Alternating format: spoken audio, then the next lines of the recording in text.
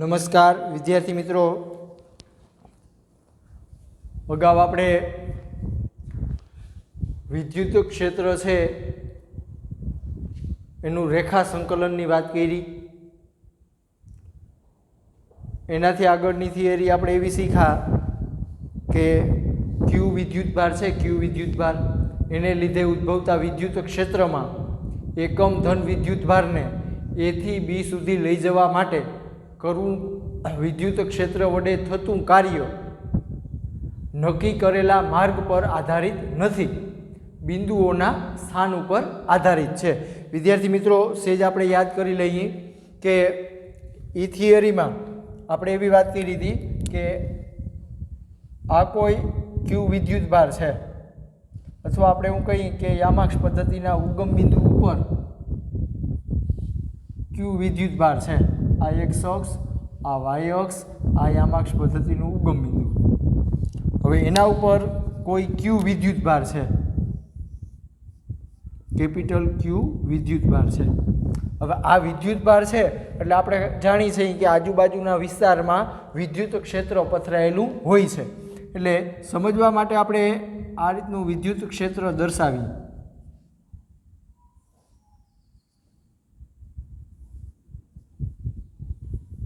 આ રીતે બધી દિશામાં વિદ્યુત ક્ષેત્ર છે એ પથરાયેલું હશે.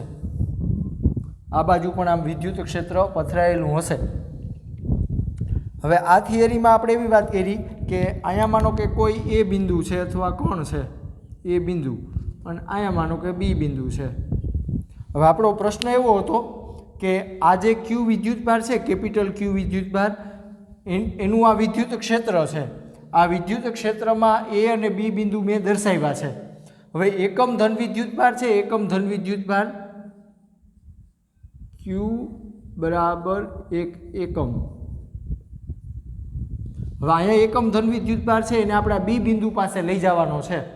તો એના માટે વિદ્યુત ક્ષેત્ર વડે થતું કાર્ય, બરાબર, વિદ્યુત ક્ષેત્ર વડે થતું કાર્ય આપણે અગાઉની થિયરીમાં શીખ્યા. આને ઉગમ બિંદુને કેન્દ્ર તરીકે લઈને આપણે આમ ચાપ મારી, એવી રીતે અહીંયા પણ આપણે એક ચાપ મારી તો આવી આકૃતિ થશે.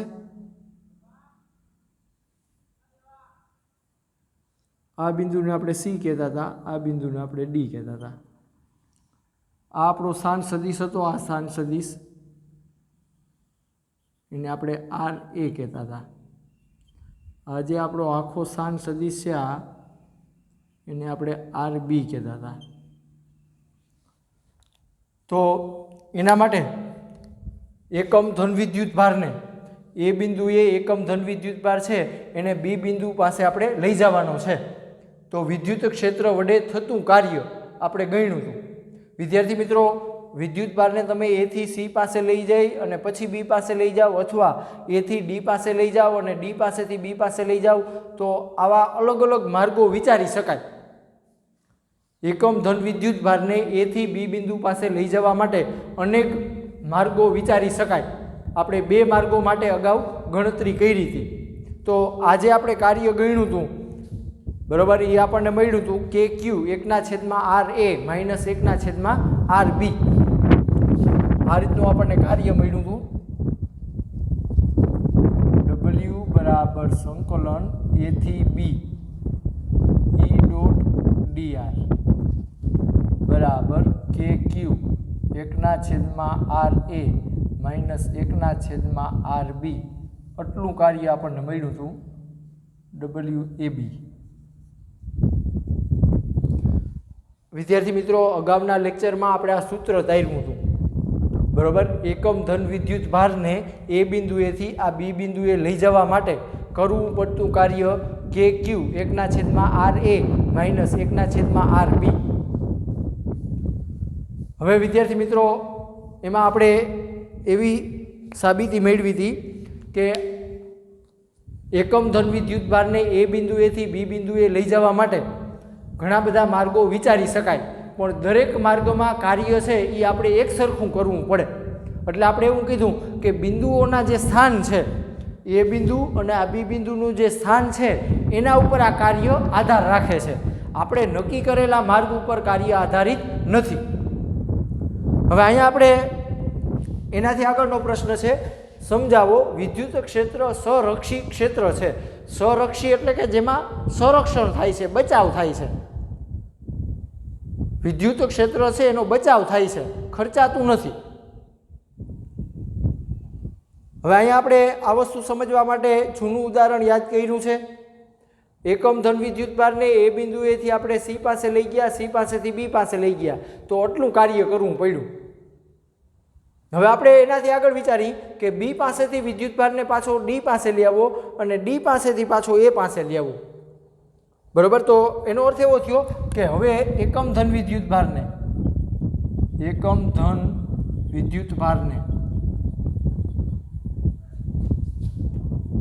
બી થી એ પાસે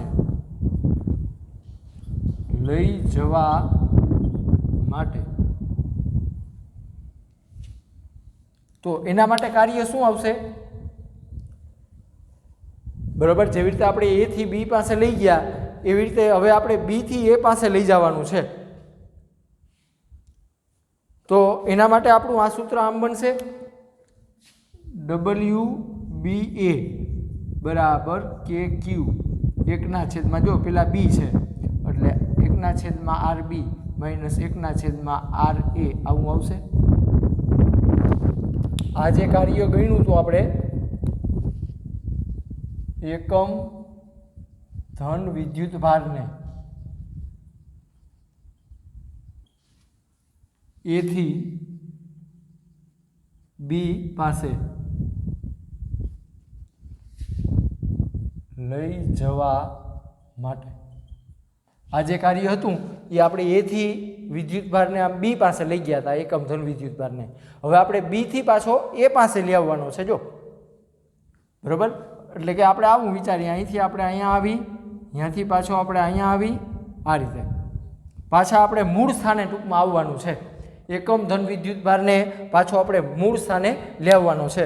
હવે આપણે કુલ કાર્ય ગણી, કુલ કાર્ય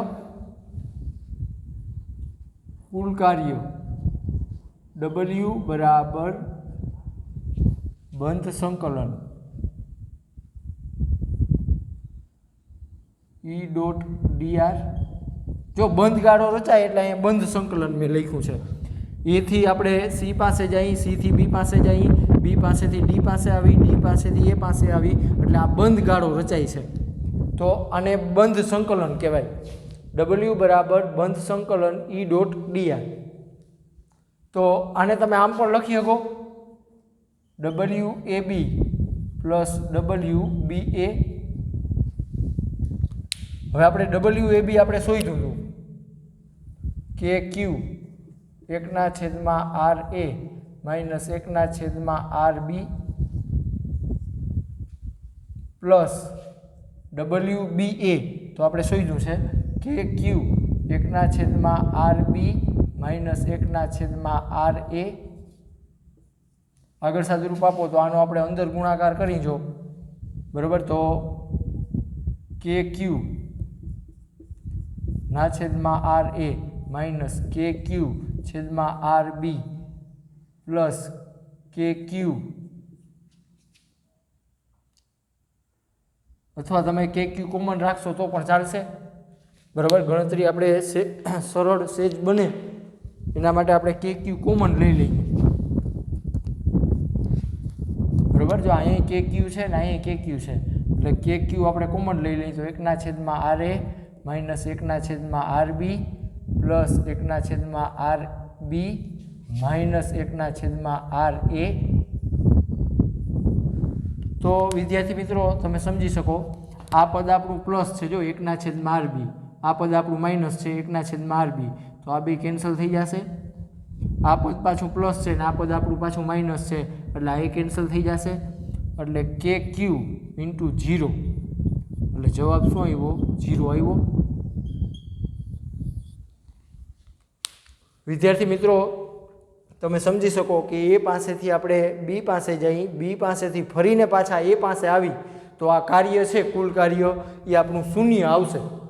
એટલે આનો મતલબ શું થયો કે આપણું વિદ્યુત ક્ષેત્ર છે એ સંરક્ષી ક્ષેત્ર છે. બરાબર, કારણ કે અહીંયા બંધ ગાળો રચાય છે. વિદ્યાર્થી મિત્રો હજી આની આ ગણતરી તમારે બીજી રીતે સમજવી હોય, આની આ ગણતરી આપણે જો બીજી રીતે સમજવી હોય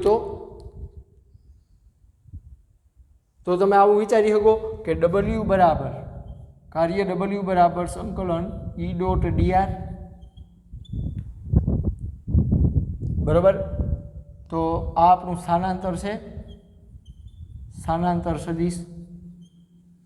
તો વિદ્યાર્થી મિત્રો એ પાસેથી આપણે શરૂ કરી, બરાબર, અને સી પાસે જઈ, સી પાસેથી બી પાસે આવી, બી પાસેથી ડી પાસે આવી, ડી પાસેથી પાછા એ પાસે આવી, એટલે સ્થાનાંતર કેવું થયું? શૂન્ય થયું.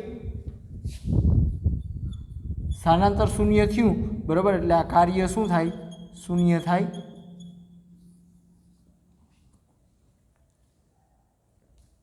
વિદ્યાર્થી મિત્રો પરીક્ષામાં આવો પ્રશ્ન પૂછાય છે કે આ માનો કે સમાન વિદ્યુત ક્ષેત્ર છે, સમાન વિદ્યુત ક્ષેત્ર છે. હવે એની અંદર કોઈ વિદ્યુતભાર હોય, કોઈ વિદ્યુતભાર, એને આપણે આ રીતે ગતિ કરાવી, આમ પાછો એ જ સ્થાને લઈ આવી, બરાબર. અથવા તમે એવું કહો કે આને એ કહો, આને બી કહો, આને સી કહો અને આને ડી કહો,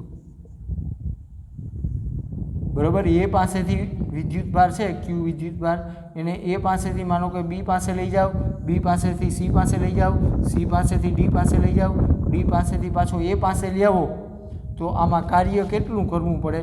તો કે કાર્ય છે એ કેવું આવશે? શૂન્ય આવશે. કારણ કે આપણું વિદ્યુત ક્ષેત્ર છે એ સંરક્ષી ક્ષેત્ર છે, બરાબર. એટલે આવો MCQ બને તો એમાં કાર્ય છે, કાર્ય એ આપણું શૂન્ય આવશે, કારણ કે વિદ્યુતભાર છે, વિદ્યુતભાર એ પાછો મૂળ સ્થાને આવે છે, એટલે સ્થાનાંતર છે એ શૂન્ય થશે.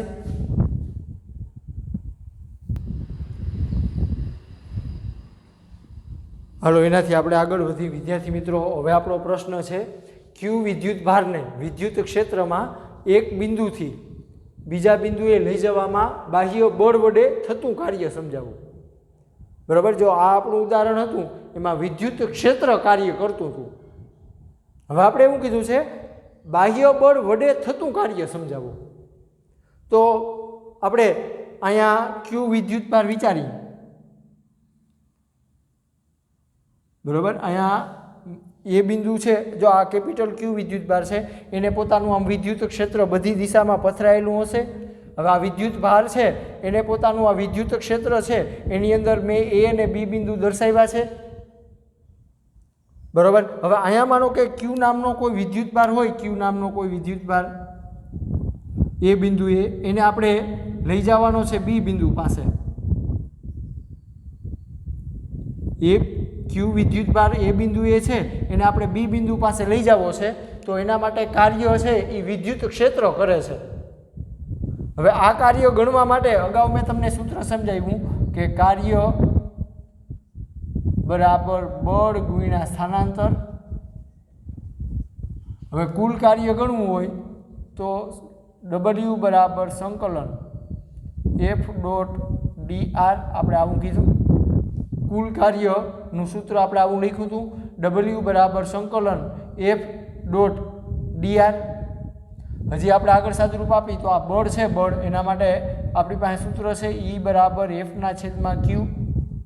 પહેલું ચેપ્ટર વિદ્યુત ક્ષેત્ર E બરાબર F/Q. આગળ સાદુરૂપ આપો તો EQ બરાબર F આવશે. તો આ કિંમત આપણે અહીં મૂકવાની થાય.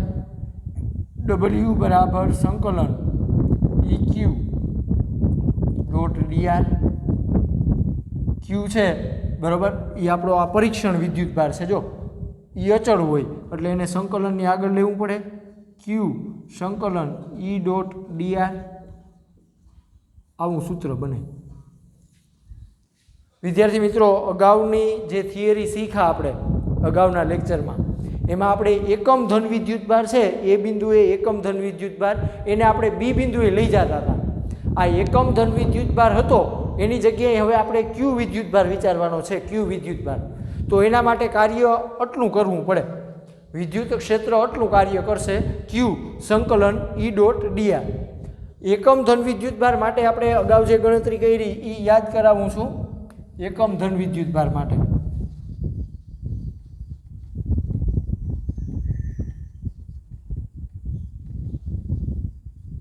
એના માટે આપણે આવી વાત કરી હતી કે W બરાબર સંકલન F ડોટ dr. હવે અહીંયા જે બળ છે બળ બરાબર એના માટે E બરાબર F ના છેદમાં Q આવું સૂત્ર છે. હવે અહીંયા જો એકમ ધન વિદ્યુત ભાર હોય આપણો એકમ ધન વિદ્યુત ભાર એ બિંદુએ તો Q બરાબર 1 એકમ લેવું પડે. તો અહીંયા 1 મૂકો એટલે E બરાબર F થાય. એટલે કે વિદ્યુત ક્ષેત્ર જેટલું હશે એટલું જ બળ લાગશે. હવે આ કિંમત છે એ તમારે આમાં મૂકવાની થાય તો W બરાબર સંકલન F દેખાય F અહીંયા તમે E લખી શકો E ડોટ dr. આ જે આપણે સૂત્ર મેળવ્યું હતું એ એકમ ધન વિદ્યુત ભાર માટે સૂત્ર મેળવ્યું હતું. હવે અત્યારે આપણો પ્રશ્ન એવો છે Q વિદ્યુત ભારને બરાબર એ બિંદુએ આ Q વિદ્યુત ભાર હોય તો એના માટે કાર્ય આટલું કરવું પડે. હવે આ જે કાર્ય કરે છે બરાબર આ જે કાર્ય થાય છે એ આપણું વિદ્યુત ક્ષેત્ર કાર્ય કરે છે બરાબર. વિદ્યુત ક્ષેત્ર છે એ વિદ્યુત ભાર ઉપર બળ લગાડશે એટલે એને લીધે એનું સ્થાનાંતર થશે એટલે કાર્ય થયું એમ કહેવાય.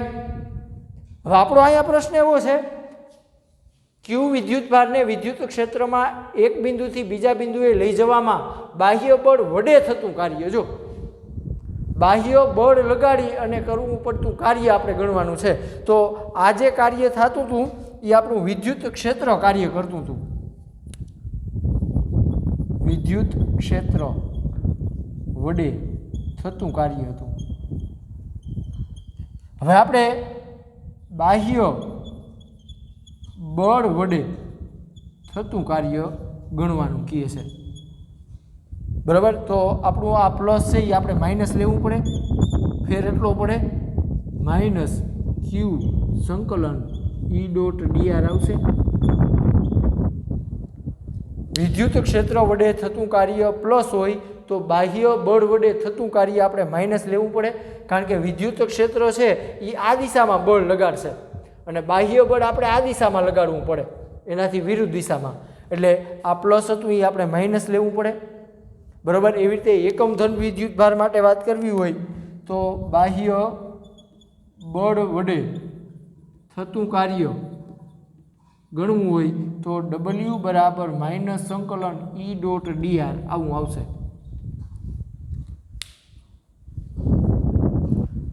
બરાબર. વિદ્યુત ક્ષેત્ર વડે થતું કાર્ય આપણું પ્લસ હોય તો બાહ્ય બળ લગાડી અને આપણે કાર્ય કરી તો એ આપણે માઇનસ લેવું પડે.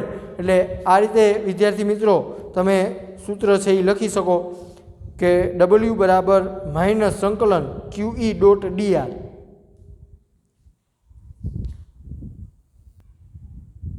વિદ્યાર્થી મિત્રો એના પછી આપણો આગળનો પ્રશ્ન ખૂબ જ મહત્ત્વનો છે જેનો ભવિષ્યમાં તમારે ખૂબ જ ઉપયોગ આવશે બરાબર. BScમાં જાશો એન્જિનિયરિંગમાં જાશો બરાબર. આપણા રોજિંદા જીવનમાં પણ આ વિદ્યુત સ્થિતિમાન છે એનું ખૂબ જ મહત્ત્વ છે.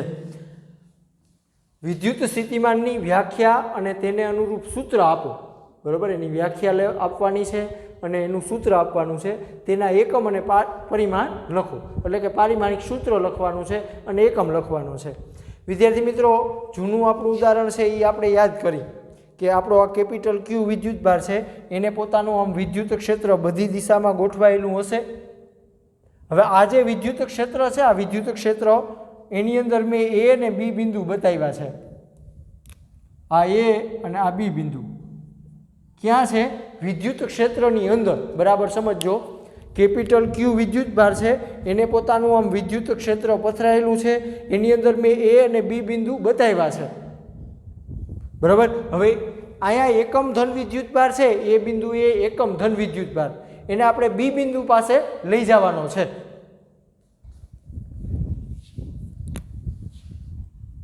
એ બિંદુ એથી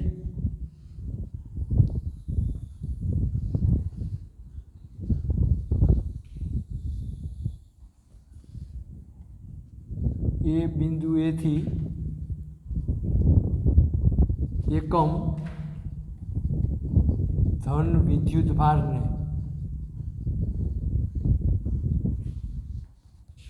બી બિંદુ પાસે લઈ જવા માટે વિદ્યુત ક્ષેત્ર વડે થતું કાર્ય. તો એના માટે આપણે અગાઉ સૂત્ર લખ્યું હતું કે WAB બરાબર સંકલન E.dr. વિદ્યાર્થી મિત્રો, અગાઉ આપણે સૂત્ર સમજી લીધું છે, બરાબર. અહીંયા એકમ ધન વિદ્યુતભાર છે, બરાબર. એ વિદ્યુત ક્ષેત્રની અંદર છે. જો એટલે વિદ્યુત ક્ષેત્ર છે એ આ વિદ્યુતભાર ઉપર આમ બળ લગાડશે એટલે એને લીધે એનું સ્થાનાંતર થશે એટલે કાર્ય થયું એમ કહેવાય. આ કાર્ય છે એ વિદ્યુત ક્ષેત્ર કરે છે, આપણે બાહ્ય બળ લગાડવું પડતું નથી. આ કાર્ય કેટલું હોય તો કે એટલું હોય, બરાબર. એવી રીતે આપણે એમ કહીએ કે એકમ ધન વિદ્યુતભારને A થી C પાસે લઈ જવા માટે, તો એના માટે કાર્ય ગણવું હોય તો આ A પાસેથી આપણે આમ C પાસે લઈ જવો છે, તો સૂત્ર આમ લખીએ આપણે WAC બરાબર સંકલન A થી C E.dr. અહીંયા વિદ્યાર્થી મિત્રો A થી B આવતું હતું સંકલનની મર્યાદા, એવી રીતે અહીંયા A થી C આવશે. એવી રીતે માનો કે C થી B પાસે લઈ જવા માટે વાત કરવી હોય, C થી B પાસે, તો કાર્ય છે એ એટલું કરવું પડે WCB બરાબર સંકલન C થી B E.dr. કહેવાનો અર્થ એવો છે કે A પાસેથી વિદ્યુતભારને આપણે આમ C પાસે લઈ જઈએ અને C પાસેથી આપણે B પાસે લઈ જઈએ, તો આ A બિંદુ છે, એ બિંદુ એ આપણું નિશ્ચિત બિંદુ છે, નક્કી કરેલું બિંદુ છે. એ બિંદુ છે એ આપણું નિશ્ચિત કરેલું બિંદુ છે, નક્કી કરેલું બિંદુ છે, બરાબર. અહીંયા બિંદુ A છે, આપણું બિંદુ A નિશ્ચિત બિંદુ છે.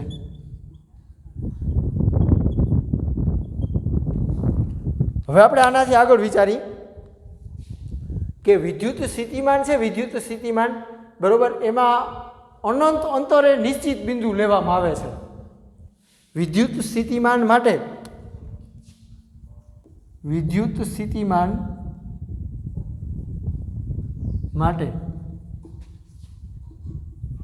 અનંત અંતરે નિશ્ચિત બિંદુ લેવામાં આવે છે.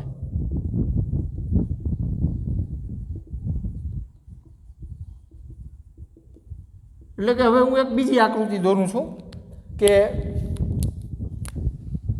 માનો કે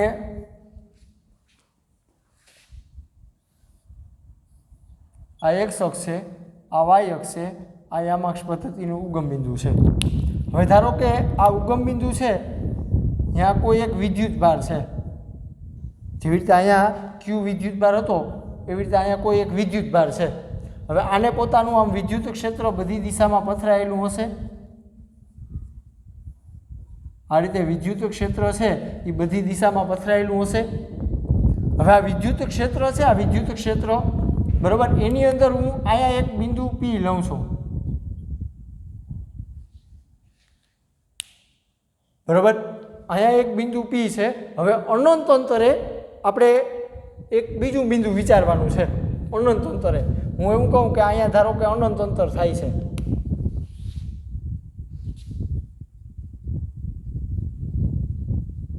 આ અનંત અંતર છે, અહીંયા એકમ ધન વિદ્યુતભાર છે, અહીંયા કોઈ એકમ ધન વિદ્યુતભાર છે. હવે આ એકમ ધન વિદ્યુતભાર છે એને આપણે આમ બિંદુ P પાસે લેવો છે. જો અનંત અંતરે એકમ ધન વિદ્યુતભાર છે, એને વિદ્યુત ક્ષેત્ર છે, આ વિદ્યુત ક્ષેત્ર એની અંદર બિંદુ P છે. જો બરાબર સમજો, આ ક્યુ વિદ્યુતભાર છે, એની આજુબાજુ આમ વિદ્યુત ક્ષેત્ર પથરાયેલું હશે, આ વિદ્યુત ક્ષેત્ર પથરાયેલું છે એની અંદર બિંદુ P છે. હવે આપણો પ્રશ્ન એવો છે કે અનંત અંતરે એકમ ધન વિદ્યુતભાર છે, જેવી રીતે અહીંયા એ બિંદુ છે, એ બિંદુ ત્યાં એકમ ધન વિદ્યુતભાર હતો, એને બદલે હવે હું એવું કહું છું કે અનંત અંતરે એકમ ધન વિદ્યુતભાર છે, એને આપણે આમ બિંદુ P પાસે લેવો છે, તો શું થશે? બરાબર, તમે જોઈ શકો કે આ રીતે ક્યુ વિદ્યુતભાર તમે આમ લાવશો એટલે જો આ વિદ્યુત ક્ષેત્ર છે, આ વિદ્યુત ક્ષેત્ર એ વિદ્યુતભાર ઉપર બળ લગાડશે. બરાબર, અગાઉ મેં તમને સમજાવ્યું હતું કે આ રીતનું વિદ્યુત ક્ષેત્ર હોય એમાં ધન વિદ્યુતભાર આપણે રાખ્યો હોય, ધન વિદ્યુતભાર, તો વિદ્યુત ક્ષેત્રની દિશામાં બળ લાગે. અને જો ઋણ વિદ્યુતભાર હોય, ઋણ વિદ્યુતભાર, તો વિદ્યુત ક્ષેત્રની વિરુદ્ધ દિશામાં બળ લાગે. અહીંયા એ વસ્તુ થશે, એકમ ધન વિદ્યુતભાર જેવો આમાં વિદ્યુત ક્ષેત્રમાં પ્રવેશે, બરાબર, એકમ ધન વિદ્યુતભાર જેવો અહીંયા વિદ્યુત ક્ષેત્રમાં પ્રવેશે એટલે આ વિદ્યુત ક્ષેત્ર છે એ આ દિશામાં બળ લગાડશે.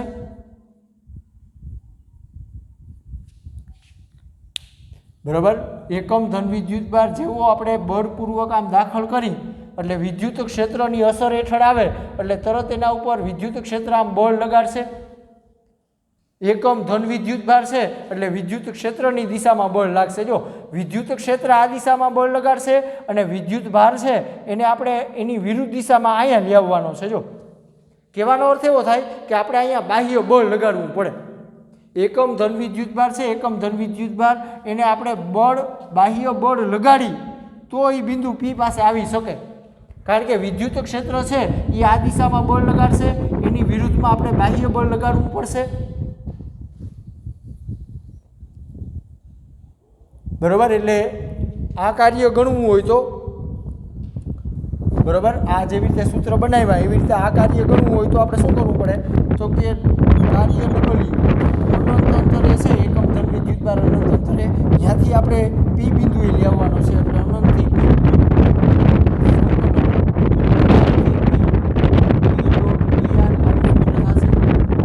અહીંયા આપણું વિદ્યુત ક્ષેત્ર કાર્ય કરતું નથી, આપણે બાહ્ય બળ લગાડવું પડે એટલે આપણે અહીં માઇનસ લેવું પડે. બરાબર સમજો વિદ્યાર્થી મિત્રો, બાહ્ય બળ આપણે આમ લગાડશું, બાહ્ય બળ, બરાબર, વિદ્યુત ક્ષેત્ર આમ બળ લગાડશે, આપણે એની વિરુદ્ધમાં આમ બાહ્ય બળ લગાડવું પડશે. એટલે આપણે બાહ્ય બળ લગાડવું પડે એટલે આપણે આ કાર્ય કેવું લેવાનું, ઋણ લેવાનું થાય.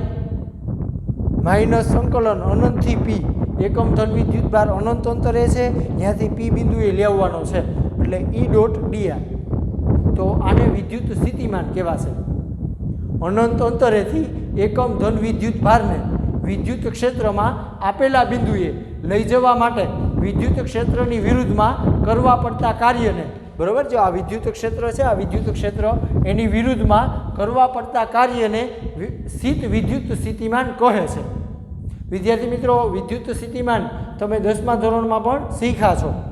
બરાબર, મેં અહીં વ્યાખ્યા લખી છે, એકમ ધન વિદ્યુતભારને અનંત અંતરેથી વિદ્યુત ક્ષેત્રમાંના, જો આ બિંદુ P છે, બરાબર, એ વિદ્યુત ક્ષેત્રની અંદર છે, વિદ્યુત ક્ષેત્રમાંના આપેલા બિંદુએ લાવતા વિદ્યુત ક્ષેત્રની વિરુદ્ધ કરવા પડતા કાર્યને, બરાબર શબ્દ સમજો, વિરુદ્ધ કરવા પડતા કાર્યને, જો આપણે જે કાર્ય કરી છે આ કાર્ય એને જ શું કહેવાય, વિદ્યુત સ્થિતિમાન કહે છે.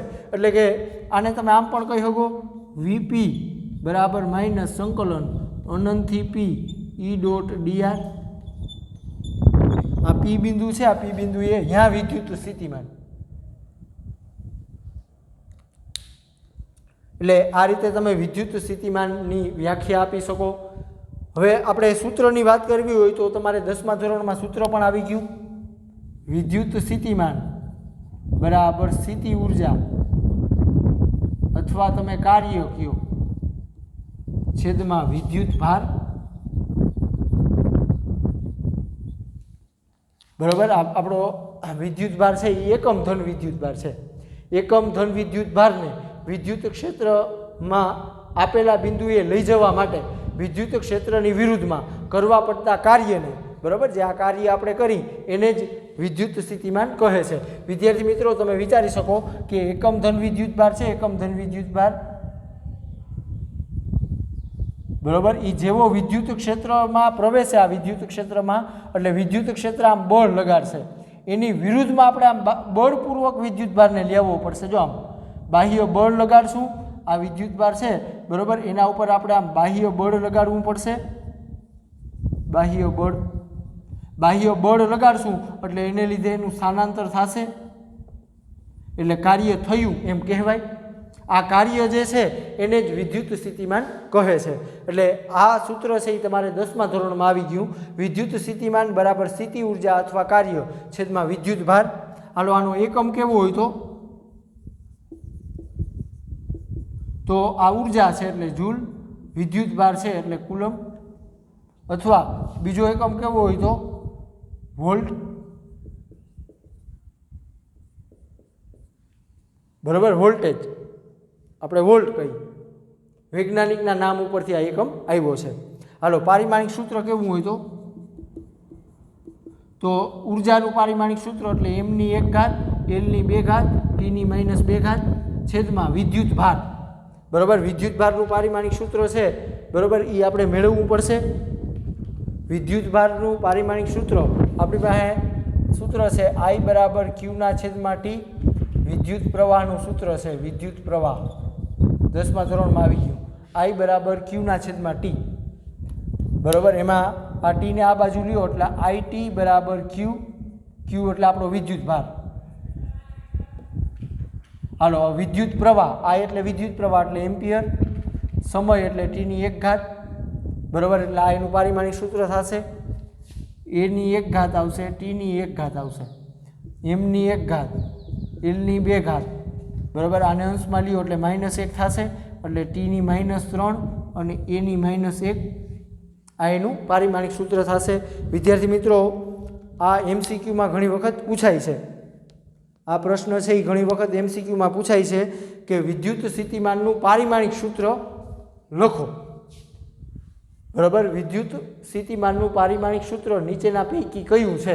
4 ઓપ્શન આપ્યા છે. એમાં mની 1 ઘાત, lની 2 ઘાત, tની -3 ઘાત અને aની પાછી -1 ઘાત. બરાબર, આ એનું પારિમાણિક સૂત્ર થશે, આ એનો એકમ થશે. વિદ્યુત સ્થિતિમાન કોને કહેવાય તો કે અનંત અંતરેથી એકમ ધન વિદ્યુત ભારને વિદ્યુત ક્ષેત્રમાંના આપેલા બિંદુએ લઈ જવા માટે વિદ્યુત ક્ષેત્રની વિરુદ્ધમાં કરવા પડતા કાર્યને વિદ્યુત સ્થિતિમાન કહે છે. વિદ્યાર્થી મિત્રો બરાબર સમજો, આ વિદ્યુત ક્ષેત્ર છે, આ વિદ્યુત ક્ષેત્ર એની વિરુદ્ધમાં આપણે બાહ્ય બળ લગાડવું પડશે. બાહ્ય બળ લગાડશું એટલે એને લીધે એનું સ્થાનાંતર થશે એટલે કાર્ય થયું એમ કહેવાય. આ જે કાર્ય છે એને વિદ્યુત સ્થિતિમાન કહે છે. અને વિદ્યુત સ્થિતિમાન છે એ અદિશ રાશિ છે. વિદ્યુત સ્થિતિમાન અદિશ રાશિ છે.